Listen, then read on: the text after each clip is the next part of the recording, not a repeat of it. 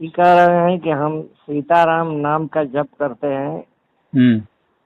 और जितना वो बन सकता है उतना करते हैं। हम्म। बाकी मेरे पास गुरु मंत्र नहीं है। अच्छा। हाँ,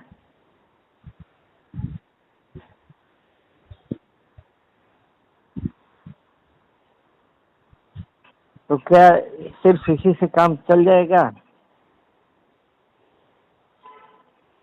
ऐसा है ना हाँ, कि गुरु मंत्र कैसे होता है, पहले आप उसको जानिए तो ठीक रहेगा।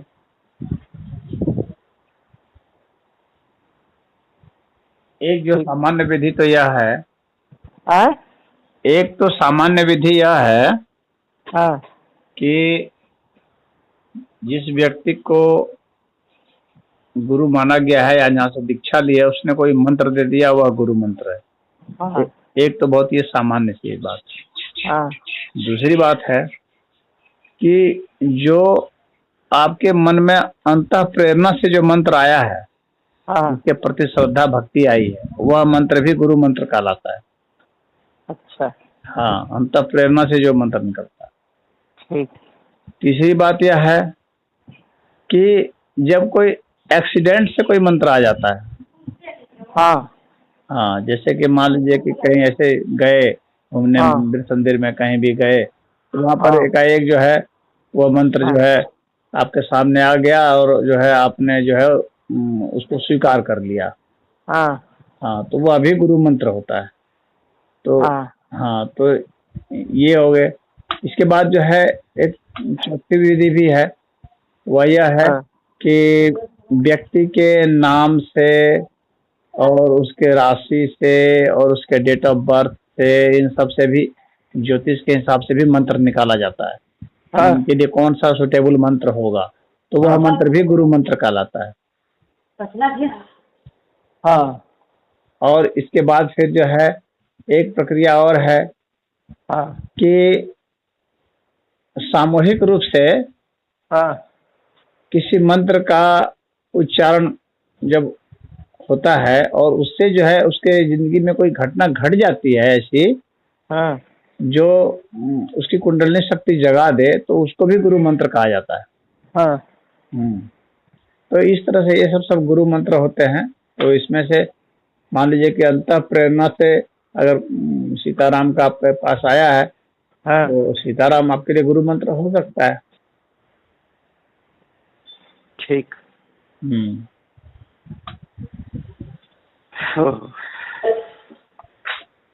नहीं, जब पढ़ने में सत्संग को सुनने में मुझे जो महसूस हुआ, इसलिए मैंने आपसे कहा, क्योंकि मैं कहीं जा नहीं पा रहा हूँ। हम्म। हाँ, तो इसीलिए मैंने तो आपको बताया ना कि गुरु मंत्र कितने तरह से होते हैं। नहीं, अब तरह से नहीं, बात यह है कि आप एक संत आदमी हैं, तो जैसे हमारे लिए क्या उचित है, मैं जो करता हूँ आपको बताया। हाँ, तो उचित मंत्र यही है कि जो आपके अंतर प्रेरणा से आया है वो आपके ज्यादा करीब है, हाँ और स्वतः स्फुरित हुआ है वह मंत्र ज्यादा सही है। तो वही ठीक है, जो आप कर रहे हैं वही गुरु मंत्र है। जी। हम्म।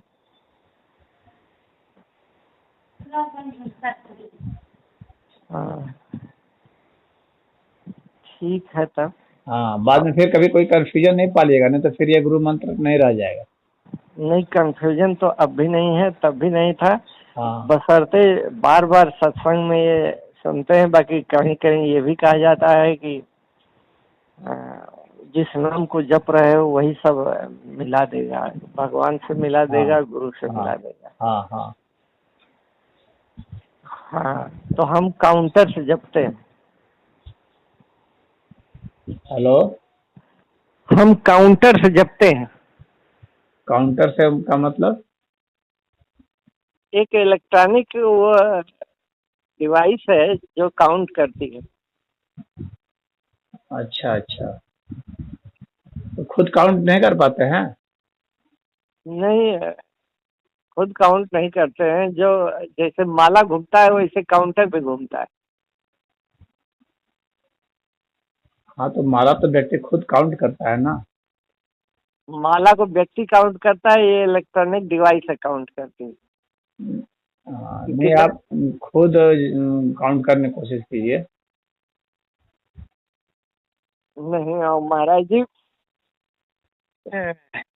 इससे जपना आसान है।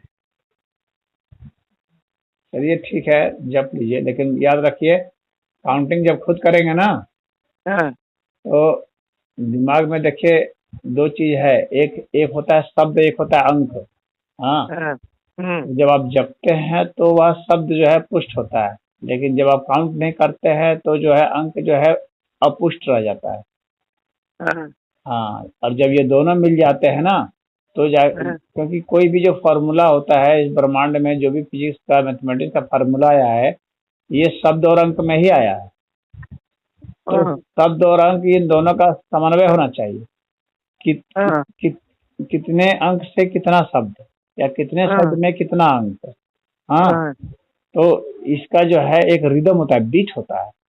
हाँ इस पूरे अस्तित्व का जो नियम है वह अंकों में बंद है, गणित में बंद है। तो गणित में जो बद्ध किया हुआ है तो वो उस गणित से आप नहीं हट सकते। गणित से हटते हैं तो आपका मंत्र जो है ना, उसका कहाँ स्पेसिएशन है, कहाँ वो है मौजूद, उसका स्रोत कहाँ है, कहाँ वो जाएगा, क्या वो प्रभाव डालेगा, इसका स्पष्ट जो है प्रेडिक्शन नहीं हो सकता है। इसके लिए अंक बहुत जरूरी होता है। अंक ज्योतिष का आधार है, और ज्योतिष जो है वेद का आधार है। ठीक।